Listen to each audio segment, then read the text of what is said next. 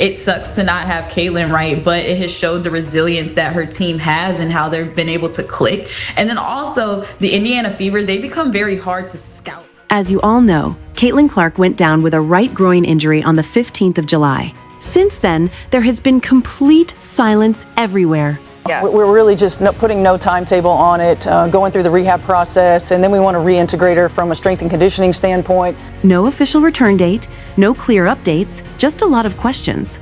We hope she gets well soon, returns, and lifts Indiana Fevers again. But we need to address some speculations here. Will she even be needed? If we look at the stats, the Indiana Fever are still turning heads without Caitlin. Except for the recent game with the Los Angeles Sparks, they have won 5 consecutive games. Championship on Minnesota's home floor, and then, we might. Well, who was the best and worst dancer? Who was the best dancer? And the worst. Oh, I don't know about that. I feel like you had to check social. I saw you dance a little bit. You got to check social for that, just a little bit. And now, many fans are thinking, does the Fever even need Caitlin Clark to win it all? That's a solid statement that we need to discuss in this video. But before we get into stats, some fans still want Caitlin to come back very soon. One fan said, Caitlin will make it easier for everyone to get open, as she will disrupt defensive schemes. Mellow Yellow says having Caitlin back will be exciting to watch the WNBA again.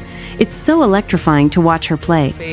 Defenses are high end because she comes across half court, you can set her early drag, and when she's not on the floor, then obviously it can shrink it a little bit. But I think for us, it's about making sure we get to that second. Yes, she's like the team leader who keeps pushing everyone to do their best. Clark's impact extends beyond her box score numbers.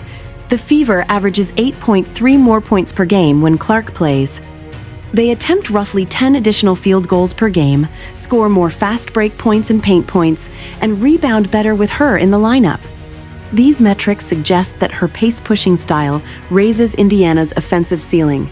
Clark's presence has corresponded with a respectable record. The Fever are 8 5-inch games she plays. While an 8-5 record isn't dominant, it does represent a winning percentage of .615 that would project to a playoff seed over a full season. When Clark is available, Indiana's offense becomes more vigilant.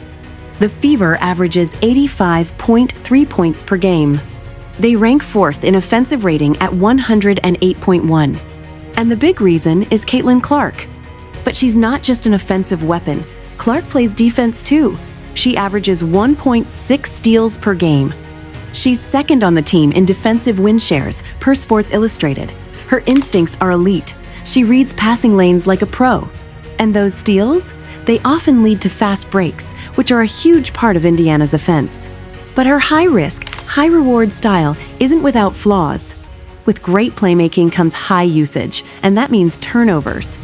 Indiana actually takes better care of the ball when Clark isn't on the court. That's because her creative passes, while often brilliant, sometimes lead to giveaways.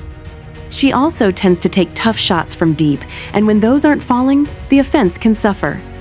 Critics have pointed to her rookie inconsistency and questioned whether the Fever are actually better without her. But that take misses the bigger picture. Let's get into some analytics about the Indiana Fever without Caitlin Clark. When Clark first missed time in late May with a strained left quad, the team struggled. From May 28 to the 10th of June, Indiana averaged just 3.8 fast break points per game, dead last in the WNBA. The offense often felt sluggish in the half court, and the other guards had trouble replicating Clark's ability to push pace and find open looks. The Fever went 2-3 during that stretch, with losses to Washington, Connecticut, and Atlanta, and they dipped below the .500 mark. But things changed during her second absence, which began in late June due to a groin injury. This time, Indiana responded with resilience. The Fever went on a 5-game winning streak and rose in the standings. Several players stepped up into larger roles. Aaliyah Boston and Natasha Howard dominated the front court. In a July 1 game against the Dallas Wings, Boston recorded 12 points, 11 rebounds, 5 assists, 3 steals, and a block. Howard added 11 points, a career-high 16 rebounds, 5 assists, 2 steals, and a block.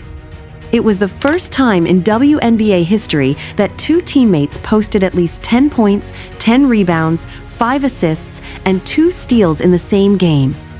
Kelsey Mitchell also came alive, scoring 23 points on 9 of 19 shooting in that same Dallas matchup.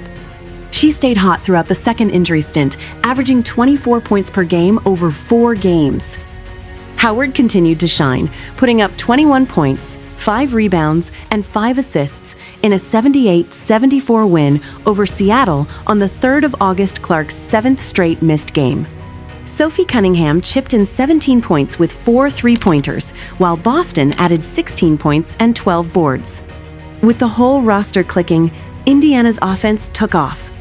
During Clark's second absence, they averaged 84.3 points per game, nearly 8 points more than during her first stint out.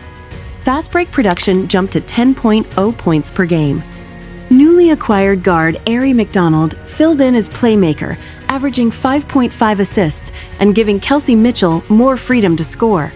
These adjustments clearly show that the team learned from the earlier struggles and recalibrated its strategy. Despite missing Clark's 1.6 steals per game, the Fever didn't collapse defensively. In fact, they leaned into a gritty, turnover-forcing identity. Incon Indy reports that Indiana averaged 17.8 points off turnovers during her absence, the second-best mark in the league. They also posted the WNBA's third-best defensive rating at 95.2. Sydney Colson and Aari McDonald applied pressure on opposing guards, while Boston and Howard protected the paint. This defensive toughness allowed the Fever to generate offense even when half-court execution lagged. Through the 3rd of August, Indiana has played nearly half its games without their rookie star. The team holds a 9-8 record in those contests. That .529 winning percentage is slightly below their 8-5 of March K with Clark, but the journey behind those numbers matters. The first injury stretch was shaky, with more losses than wins. The second stint saw improvement thanks to strategic adjustments and rising confidence. And while the Fever have won without her, they've also played with razor-thin margins. 3 of their 4 losses came by 5 points or fewer. One particularly stinging defeat was an 89-87 loss to the Los Angeles Sparks, just days after ESPN analyst Carolyn Peck controversially claimed the team was more dangerous without Caitlin Clark. Indiana is clearly a different team when Clark is available. With her presence, they average 85.3 points per game and rank among the league leaders in fast break scoring. Her outlet passes and pace elevate their offensive tempo. But without her, the team has shown remarkable adaptability. During her second absence, they still averaged 84.3 points, though during the first absence, that figure dropped to 76.4. Fast break production improved significantly the second time around, and turnovers dropped as the Fever took a more conservative approach. Defensively, the Fever might actually be stronger without Clark. Their 95.2 defensive rating during her absence ranks 3rd in the league. They also maintained a strong identity by scoring 17.8 points off turnovers without needing Clark's steals to spark the break. While Clark helps boost Indiana's ceiling, her teammates have stepped up to raise the floor. In the end, the Fever is not just Clark and company anymore. They've grown into a well-rounded unit.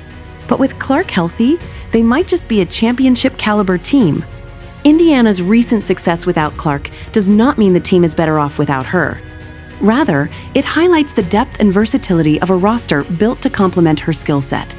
Clark's return is expected soon. She has already returned to full contact practice sessions, hinting at a post-groin injury comeback. When she does return, head coach Stephanie White will have the option to play her alongside Aari McDonald.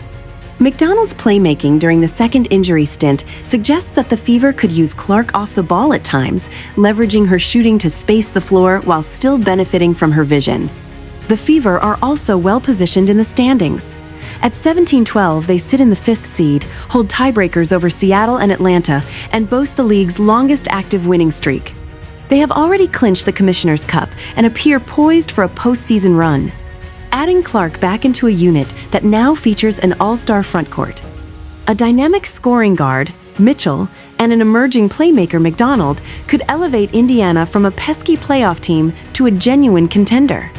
The question, how good is the Indiana Fever without Caitlin Clark, cannot be answered with a simple yes or no. I mean, guys, we did a whole analysis for you. It shows that Indiana's offense is more explosive when Clark plays. They score 8.3 more points per game, take more shots, and rebound.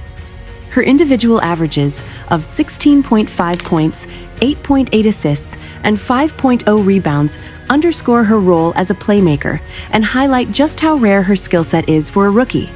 When she is on the court, the Fever has a winning record of 8-5 and an offense that ranks near the top of the league. At the same time, Indiana has shown that it can survive and even thrive for stretches without her. The team's 9-8 record in games she missed reflects both an early stumble and a subsequent surge. During her second injury stint, the Fever averaged 84.3 points per game, forced turnovers leading to 17.8 points per game, and discovered a defensive identity anchored by a 95.2 defensive rating. Players like Aaliyah Boston, Natasha Howard, Kelsey Mitchell, and Ari McDonald took on expanded roles, and the team learned to close out games under pressure. Ultimately, the season has proven that Indiana is not better without Caitlin Clark, but it is better than ever before without being entirely dependent on her. Her absence forced growth, fostered trust among teammates, and revealed a roster capable of winning in multiple ways. When Clark returns to a more confident supporting cast, the Fever's ceiling rises considerably. The statistical evidence and the narrative of their 2025 season suggests that the Indiana Fever, with a healthy Caitlin Clark and a battle-tested roster around her, could emerge as one of the WNBA's most dangerous teams. What are your thoughts about this video, guys? Please share your unique thoughts in the comments below. Do you think Clark is the loophole they Fever need to fill right now? Or are they still good without her? Before leaving this video, please make sure to subscribe to this channel. We make these videos with great research for you guys, so make sure to support us. Until next time!